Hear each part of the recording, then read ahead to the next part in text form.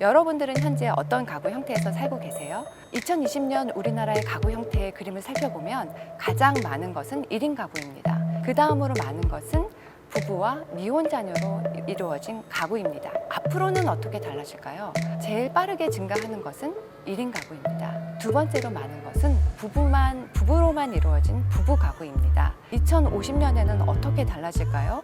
20대, 30대, 40대 젊은 부부는 전체 부부 가구의 10%도 되지 않습니다. 57%, 60% 이상이 70대 이상의 부부입니다. 요즘은 60대는 노인으로 보기에 조금 애매하잖아요. 그러니까 2050년에는 부부끼리 산다라고 하면 거의 다 70대 이상의 부부다라고 생각할 수 있을 것 같습니다. 예전에 비해서 가구의 형태가 매우 다양화되고 있습니다. 1인 가구도 증가하고 있고 부부와 미혼 자녀로 구성된 가구, 부부 가구, 한부모 가구 이렇게 다양한 형태의 가구가 등장하고 있습니다. 지금부터 10년 후에는 어떤 가구 형태에서 살고 계실 거라고 생각하시나요?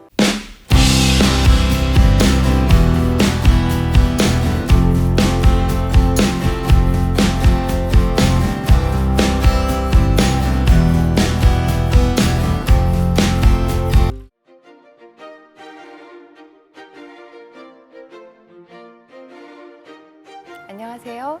저는 서울대학교 아동가족학과의 진미정입니다.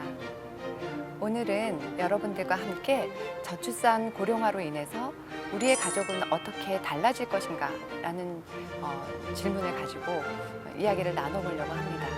가족의 변화에 대해서 물어보면 여러분들은 어떤 것이 가장 먼저 떠오르세요? 가족의 변화라고 하면 가치관이 변화하는 것, 우리가 같이 이야기를 해본 적이 있는데요. 가족에 대한 생각이 달라지는 것을 떠올리시는 분들도 있고 아니면 출산율이 낮아지는 걸 떠올리시는 분들도 있고 또 아니면 우리 사회의 가족이 다양해지는 것을 떠올리시는 분들도 있을 것입니다. 어떤 측면에서 보느냐에 따라서 가족의 변화가 의미하는 바는 다릅니다. 다양한 가족이 늘어나는 것, 그것은 곧 무엇을 의미하는 것일까요? 저는 오늘 저출산 고령화, 그 중에서도 고령화에 조금 더 초점을 맞춰서 이야기를 해보려고 합니다. 이 그림을 한번 보시겠습니다. 가족에 대한 통계를 보여줄 때 가장 많이 인용되는 통계입니다. 우리나라 가구 유형의 비율을 보여주는 것인데요. 여러분들은 현재 어떤 가구 형태에서 살고 계세요? 혼자 사는 분도 계시고 남편이나 아내와 같이 사는 분도 계시겠죠? 지금부터 10년 후에는 어떤 가구 형태에서 살고 계실 거라고 생각하시나요? 혼자 사시는 분은 난 아직도 그때도 혼자 살고 있을 거야. 그렇게 생각이 되시나요? 남편이나 부인 또는 자녀와 살고 계신 분들은 그때쯤이면 아이들은 없지 않을까? 이렇게 생각이 되시기도 하시겠죠. 이렇게 우리의 가구 유형은 고정된 것이 아니라 어느 시점에, 인생의 어느 시점에 물어보느냐에 따라서 달라집니다. 2020년 우리나라의 가구 형태의 그림을 살펴보면 가장 많은 것은 1인 가구입니다. 31%로 전체 가구 중에서 가장 많은 수를 차지하고 있고요. 그 다음으로 많은 것은 부부와 미혼 자녀로 이루어진 가구입니다. 약 30% 정도 됩니다. 그 다음으로 많은 것은 부부로만 이루어진 가구입니다. 20%. 자녀가 없이 부부만 같이 살고 있는 가구를 얘기하죠. 나머지 형태의 가구들은 조금 비율이 상대적으로 낮습니다. 그래서 지금은 전형적으로는 1인 가구가 가장 많고 그 다음으로는 부부와 미혼 자녀로 이루어진 가구가 많습니다. 그러니까 주위를 둘러보면 이런 가구를 발견하기가 가장 쉽다는 것이죠. 앞으로는 어떻게 달라질까요?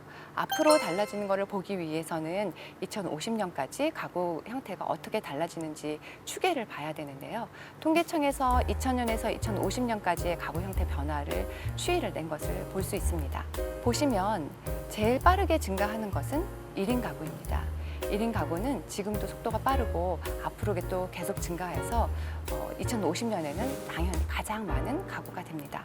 노란 선은 부부와 미혼 자녀로 이루어진 가구를 의미하는데 이 가구는 서서히 줄어들어서 앞으로는 세 번째로 많은 가구가 될 것으로 보입니다.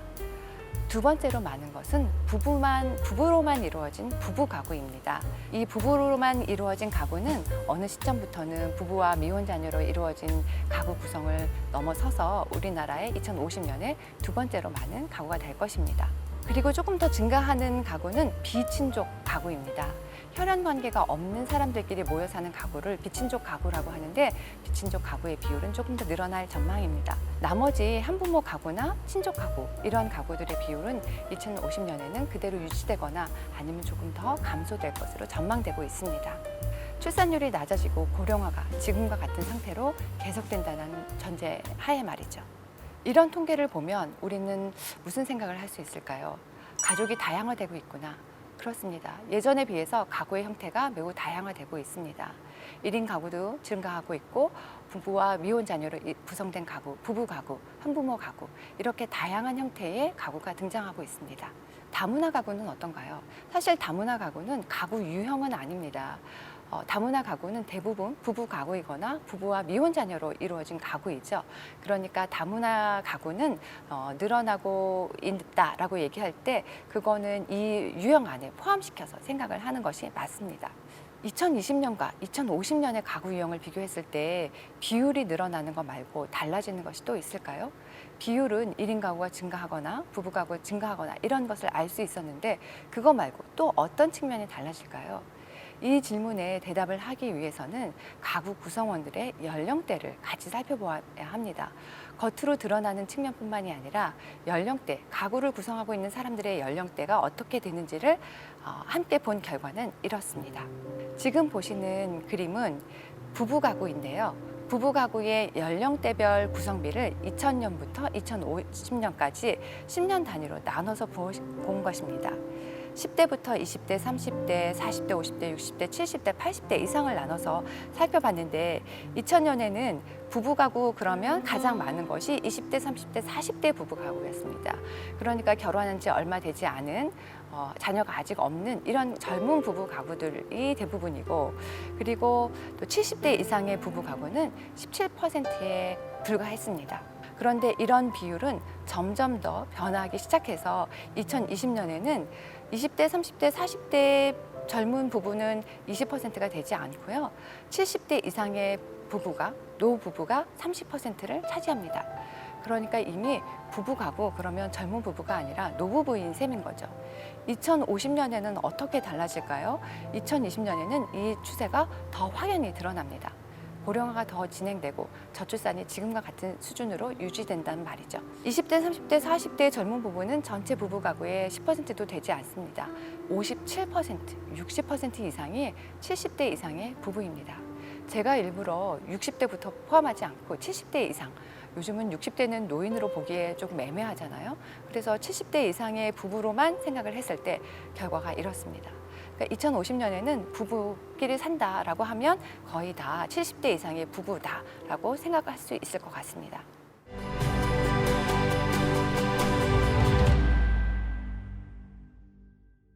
부부와 미혼 자녀라고 하면 어떨까요? 이 유형의 부부도, 이 유형의 가구도 살펴보겠습니다. 부부와 미혼 자녀로 이루어진 가구, 그러면 아마도 대부분의 사람들은 어린 자녀를 또는 청소년 자녀를 키우고 있는 그런 가구 유형에 생각하실 것입니다. 맞습니다. 우리가 생각하는 부부와 미혼 자녀 가구란 대부분은 미성년 자녀를 키우고 있는 가구를 의미합니다. 2000년 통계를 보시면 전체 가구의 93%가 미성년 자녀를 키우는 그런 가구였거든요.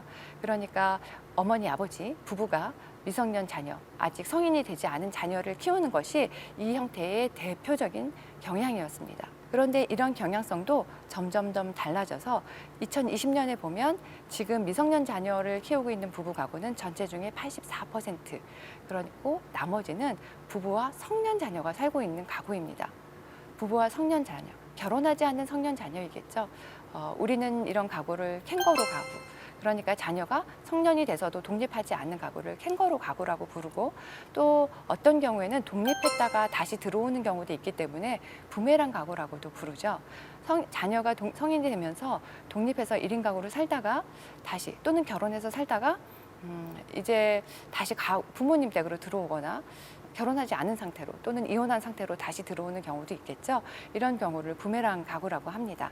이런 부메랑 가구나 캥거루 가구가 늘어나서 2050년이 되면 전체의 30%를 차지합니다. 그러니까 우리가 알고 있었던 부부와 미혼 가구에 대한 이미지가 조금은 달라질 수 있는 거죠. 부부와 미혼 가구 자녀로 이루어진 가구가 미성년 자녀를 키우는 가구가 아니라 성인 자녀를 키우는 이건 키운다고 말할 수 없겠네요. 성인 자녀와 함께 사는 가구이다라고 하면 조금은 우리 생각이 달라질 수 있을 것 같습니다. 1인 가구도 한번 살펴보겠습니다. 1인 가구 하면 지금은 젊은 층에서 혼자 사는 1인 가구 또는 중장년 1인 가구 그리고 노인 1인 가구를 모두 생각해 볼 수 있습니다. 비율상으로는 중청년기 20대 30대의 1인 가구가 가장 많습니다. 2000년에는 40%를 차지했고요. 2020년에도 36%가 청년층의 1인 가구입니다. 그러니까 1인 가구 자유롭게 부모나 또는 다른 사람들로부터 시선이나 또는 어떤 기대, 압력으로부터 자유로운 상황에서 생활을 할 수 있는 가구 형태인 거죠. 70대 이상의 1인 가구는 2000년에는 15.7%였는데 지금 2020년에는 17.6%로 증가했고요. 2050년이 되면 역전해서 40%에 달합니다. 그러니까 2050년에 1인 가구 그러면 20대, 30대는 20%가 되지 않고 중년이나 아니면 노년, 특히 노년기 70대 이상에서 혼자 사는 노인들이 이렇게 많이 증가할 것입니다. 아까 처음에 시작할 때 제가 여러분들은 10년 후에 어떤 가구 형태에서 살고 계실 거라고 생각되세요? 이렇게 여쭤봤죠. 다시 한번 질문을 드린다면 어떠실까요? 1인 가구, 내가 60대가 되었을 때, 70대가 되었을 때 나는 어떤 가구 형태에서 살고 있을까 생각을 해볼 수 있을 것 같습니다. 이러한 변화들 때문에 자연스럽게 나타나는 것이 가구 원수의 변화입니다. 혼자 사는 가구, 둘이 사는 가구. 아까 보여드린 거는 가구의 유형이었고요. 이건 가구 원 수에 따라서 통계를 살펴본 것인데 1인 가구, 2인 가구, 3인 가구, 4인 가구. 2000년에는 가장 많은 비율을 차지하는 것이 4인 가구였습니다. 부부와 자녀들로 구성된 가능성이 높겠죠. 이렇게 4인 가구가 전체의 31%를 차지하고 있었는데요. 2020년 현재에 보면 가장 최근에는 1인 가구가 31%로 가장 많았고 아까 말씀드렸죠. 그리고 두 번째가 2인 가구, 두 사람만 사는 가구, 부부 가구일 가능성이 가장 높습니다. 그리고 3인 가구나 4인 가구, 5인 이상의 가구 수는 점점 더 줄어들고 있습니다. 이런 현상은 더 가속화되어서 2050년이 되면 전체 가구의 40%가 1인 가구입니다. 물론 1인 가구와 다인 가구는 가구 원수가 다르기 때문에 1인 가구 수가 늘어난다고 해서 전체 인구 중에 1인 가구가 가장 많다 이렇게 말씀드릴 수는 없습니다. 1인 가구는 곱하기 1을 해서 가구 수와 인구 수가 같지만 다인 가구는 그 다인 가구 원수만큼 곱해야 되기 때문에 인구 수는 훨씬 더 늘어나는 것이거든요. 하지만 그럼에도 불구하고 가구 수로 보면 전체 가구의 40%는 혼자 사는 가구일 것이다. 그리고 또 다른 40%에 육박한 숫자는 2인 가구일 것이다. 둘만 같이 사는 가구일 것이다. 라는 것입니다. 나머지 3인 이상의 가구는 다 합쳐서 보아도 20%를 조금 넘는 수치에 불과합니다.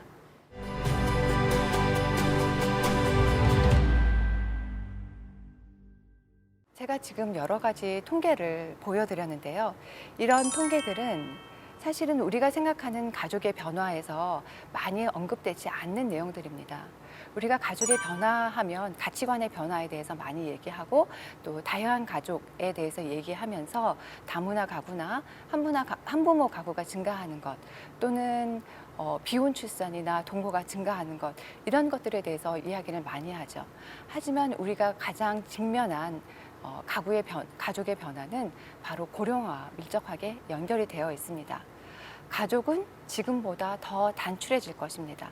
이렇게 자녀를 낳지 않거나 한 명 낳게 되면 형제자매라는 관계가 1차적으로 없어지게 되겠죠. 형, 오빠, 언니, 누나, 동생 이런 관계나 또 다음 세대로 가면 이모, 삼촌, 고모라는 관계, 사촌이라는 관계는 당연히 없어집니다.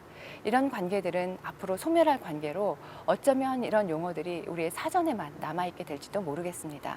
자녀 수가 적어지면서 전 생애에서 부부가 같이 지내는 시간이 상대적으로 늘어나게 될 것입니다. 자녀 수가 줄어들면 그러면 자녀로부터 받는 부담이 감소될까요? 지난 시간에서 살펴본 것처럼 꼭 그렇지만은 않은 것 같습니다. 자녀 수가 줄어들수록 자녀에 대한 투자는 더 증가하는 경향이 있습니다. 어쩌면 자녀에게 아낌없이 투자하기 위해서 자녀 수를 줄이는 것일지도 모르겠습니다. 하나밖에 없는 우리 아이에게 더 많은 것을 투자하기 위해서. 이 투자가 부모 세대만의 투자가 아니라 어쩌면 세대를 넘어서는 투자가 되고 있기도 합니다.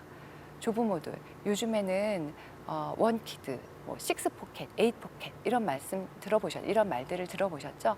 아이를 위해서 부모뿐만이 아니라 이모나 삼촌들, 할아버지, 할머니들까지 모두 다 소비를 하는 형태를 얘기하는데요. 이러다 보면 가족의 계층의 재생산이 더 심화될 수도 있습니다. 경제적으로 여유가 있는 가족들은 그 아이에게 아낌없이 투자를 할 것이고, 그렇지 못한 가족들은 투자를 덜 하게 될 테니까요. 자녀에 대한 경제적인 투자가 앞으로 어떻게 달라질 것인가? 부모에 대한 자녀 세대의 의존은 얼마나 더 길어질 것인가? 우리나라 사람들은 자녀에 대한 무한 책임을 가지고 있습니다. 옆에 보시는 그래프는 부모가 자녀에게 언제까지 지원해줘야 되는가에 대해서 사람들에 대해서 질문한 것인데요. 파란색은 2010년에, 그리고 빨간색은 그 이후에 10년 후에 질문한 것입니다. 이렇게 보았을 때 아이들에 대한 지원을 대학까지, 취업할 때까지, 결혼할 때까지, 결혼 후까지, 어쩌면 평생 이렇게 응답한 비율이 상대적으로 점점 더 증가하고 있습니다. 그러니까 우리나라 부모들은 자녀에 대해서 무한 책임을 가지고 있다는 뜻이고, 거꾸로 자녀 세대가 부모 세대에게 의존하는 기간이 더 길어질 수 있다는 뜻입니다. 이렇게 세대 간의 자원 이전이 길어지고 집중되면 계층 간의 차이는 더 커질 수도 있겠죠. 또 한 가지 생각해 봐야 될 가족의 변화는 가족 생애의 후반부가 매우 중요해진다는 뜻입니다. 우리는 저출산에 대해서 얘기를 하면서 출산율이 낮으니까 당장 출산율을 높이기 위해서 어떻게 해야 될까를 많이 고심하고 있습니다. 그런데 저출산의 문제는 가족의 생애 초기에만 관련된 문제는 아닙니다. 오히려 저출산이 계속되면 가족 생애 후반기에 큰 변화가 나타날 수 있습니다. 말씀드린 대로 부부만 사는 시기가 길어지겠죠. 자녀와 같이 사는 시기는 짧아집니다.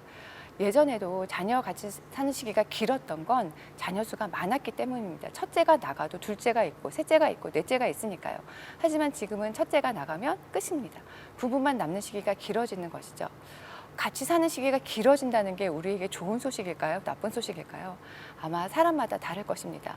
그동안 부부관계가 좋았다면 후반기에 문제가 없겠죠. 하지만 그 사이에 좋은 부부관계를 만들지 못했다면 후반기에 우리는 더 어려움을 겪을 수 있습니다. 조론의 문제나 황혼 이혼의 문제가 앞으로 더 심각하게 나타날 수 있다는 것이죠. 조론이나 황혼 이혼이 반드시 나쁜가? 꼭 그렇지는 않을 것입니다. 말씀드린 대로 우리는 가족원으로서의 욕구뿐만이 아니라 개인으로서의 욕구도 가지고 있으니까요. 그런데 문제는 이런 황혼 이혼의 문제가 고립사, 고독사의 문제와도 관련이 있다는 뜻입니다.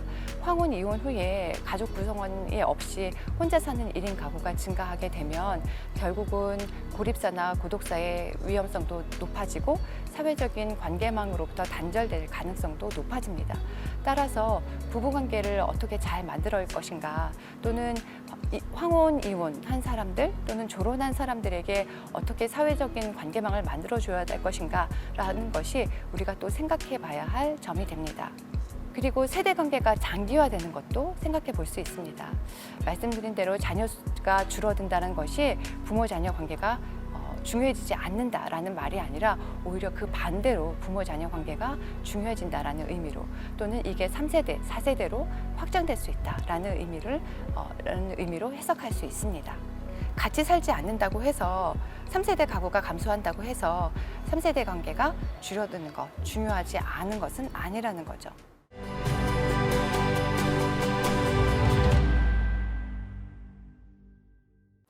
또 한 가지, 비혈연 가구가 증가하는 것. 첫 번째 보여드린 그래프에서 비친족 가구가 증가하고 있는 것을 말씀드렸는데요. 혈연 가구, 가족들끼리 이루어진 가구가 줄어들다면 혈연 관계를 대체하거나 보완해줄 비혈연 관계가 중요해집니다.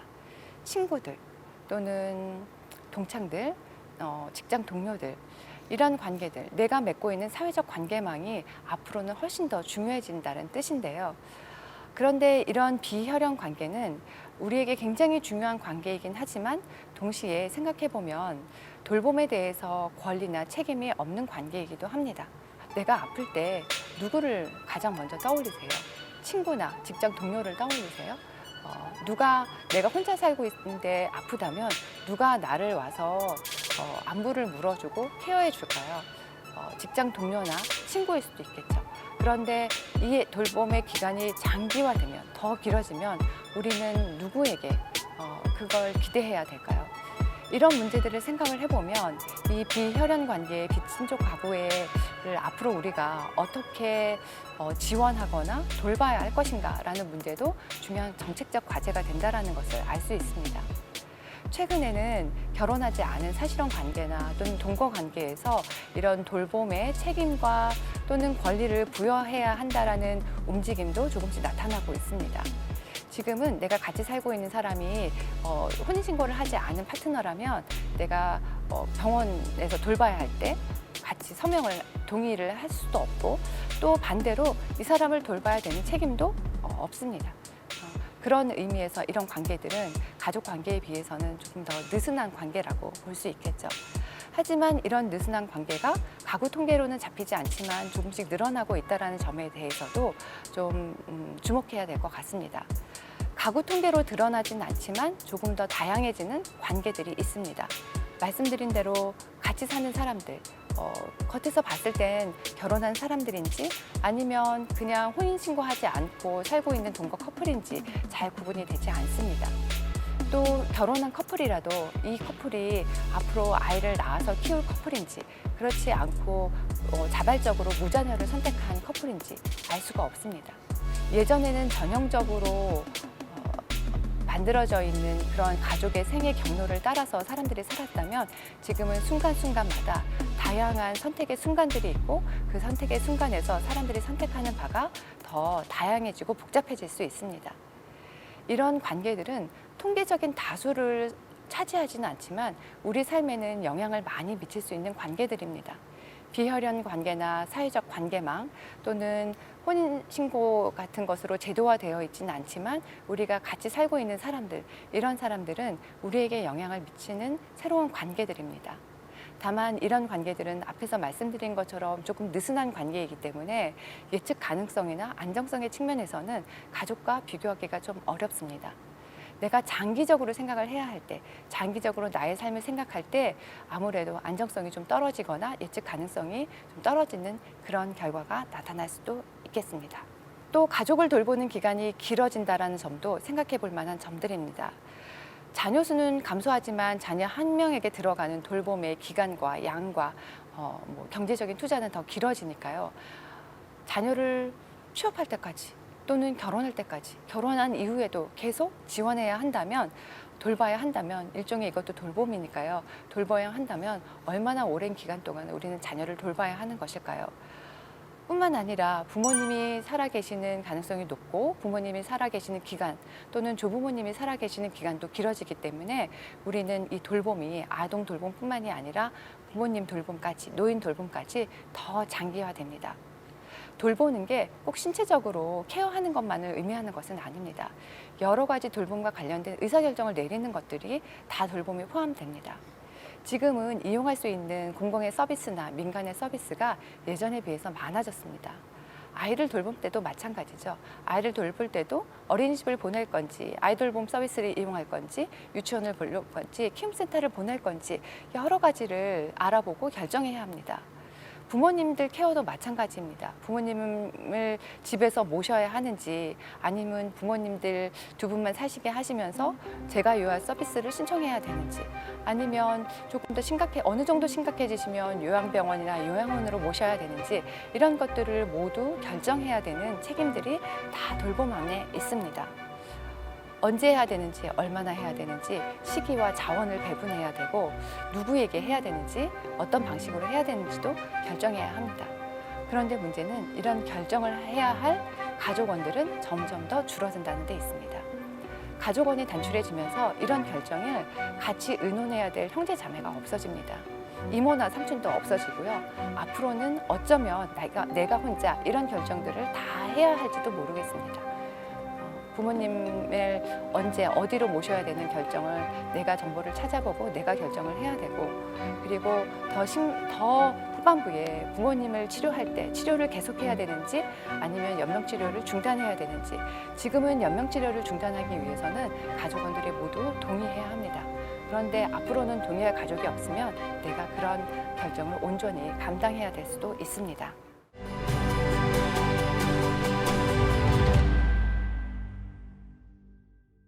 그럼 우리는 이런 상황이 되었을 때 어떻게 해야 할까? 사회적으로는 어떤 준비가 필요할까? 이런 것이 가족의 변화에서 저는 가장 중요하다고 생각합니다. 지금까지의 정책은 저출산에 초점을 맞춰서 어떻게 하면 아이들을 더 많이 낳게 할 수 있을까, 결혼하게 만들 것인가, 이런 점에 초점을 맞춰서 정책을 해왔죠. 그래서 생애 주기 초반에, 가족 생애 주기 초반에 이용할 수 있는 정책들이 상당히 많아졌습니다. 보육 서비스도 우리나라는 사실 질적인 측면까지 생각을 하면 만족도가 좀 낮을 수는 있지만 공급의 측면에서 생각하면 우리나라는 전 세계 1등입니다. 그리고 초등 돌봄이 부족하기 때문에 최근에는 초등 돌봄 서비스도 많이 증가하기 시작했죠. 키움센터나 늘봄 학교 같은 것도 늘어나기 시작했습니다. 부모급여나 아동수당 같은 것들도 들어와서 제도적으로 경제적 지원을 하는 것이 가능해졌습니다. 이런 아동돌봄 인프라의 확대와 서비스의 확대는 결국 아이를 키우는 부모들에게 조금은 도움이 될 것입니다. 그래서 지난 시간에 경제적인 부담에 대해서 물어봤을 때 어쩌면 아이를 키우고 있는 부모들은 그런 부분에 대해서 인식을 하고 결혼하지 않은 사람들보다 경제적 부담을 조금 더 낮게 느꼈을 수도 있습니다. 그런데 앞으로의 변화는 인생 후반부에 있습니다. 이 인생 후반부에 부모를 지원할 때, 내가 부모를 케어해야 할 때 어떤 지원이 있을까요? 휴가가 있을까요? 휴직이 있을까요? 경제적인 지원이 있을까요? 이런 부분에 대해서 우리는 지금부터 생각을 하고 더 많은 것들을 갖춰 나가야 합니다. 생애 주기 후반에 가족에 대한 정책이 더 많이 필요하다고 생각하는데요. 특별히 요양이나 연금이나 복지 외에도 돌봄에 대한 의사결정이나 결정을 도와주는 서비스가 필요할 것 같습니다. 내가 혼자 모든 정보를 찾아보고 우리 부모님에게 가장 많은 서비스가 무엇인가를 결정할 수도 있지만 이런 결정의 과정에서 도움을 주는 서비스가 있다면 좋겠죠. 어떤 서비스들이 가능하고 우리 집의 형편이나 우리 부모님의 특성에 맞는 서비스는 무엇이고, 이런 것들의 의사결정과 정보를 찾는 데 도움을 주는 그런 매니지먼트에 관련된 정책이 필요할 것입니다. 또한 노년기의 부부가구, 앞으로는 노노케어가 될 가능성이 크죠. 노인이 노인을 돌보는 형태입니다. 부부 관계일 수도 있고요. 결혼하지 않은 비혼의 성인 자녀가 40대 성인 자녀가 60대, 70대 부모님을 모시는 형태일 수도 있습니다. 지금처럼 혼인율이 낮아지고 출산을 안 하면 결혼하지 않은 자녀들이 부모와 같이 시간을 보내면서 돌봄을 담당하는 가능성이 높아지니까요. 이렇게 노노케어, 성인 자녀, 어쩌면 중장년의 자녀가 노부모를 모시는 것, 또는 노인이 된 부부가 서로를 돌보는 데 필요한 서비스들을 지원해주고, 또 1인 가구, 앞으로 굉장히 많이 늘어날 텐데 노년기 1인 가구들의 사회관계망을 지원해주는 서비스도 필요할 것입니다. 이런 모든 서비스들과 더불어 가장 중요한 건 어쩌면 돌봄에 대한 우리들의 생각의 전환일지도 모르겠습니다. 돌봄은 그 돌봄을 담당하고 있는 사람들, 아이를 낳아서 키우는 사람들만 하는 것이다, 또는 노부모가 있는 사람들만 하는 것이다가 아니라 우리 사회 전반에서 이 돌봄을 같이 나누어야 합니다. 나는 결혼하지 않고 나는 아이가 없지만 어쩌면 내가 일하는 직장의 동료들이 아이를 낳고 키우고 있을 때 내가 낸 세금이 그런 가족들한테 가는 것을 아깝다, 손해다 이렇게 생각하지 않고 우리 사회의 돌봄의 공동체를 위해서 내가 기여하는 것이다 라고 생각하는 인식의 전환이 필요할 것 같습니다. 그렇게 돌봄과 공동체의 인식을 돌봄의 공동체로서의 책임을 인식하는 그런 문화가 생겨난다면 저출산 고령화가 심각해지는 이런 상황에서 우리는 조금 더 새로운 미래를 꿈꿀 수 있지 않을까요?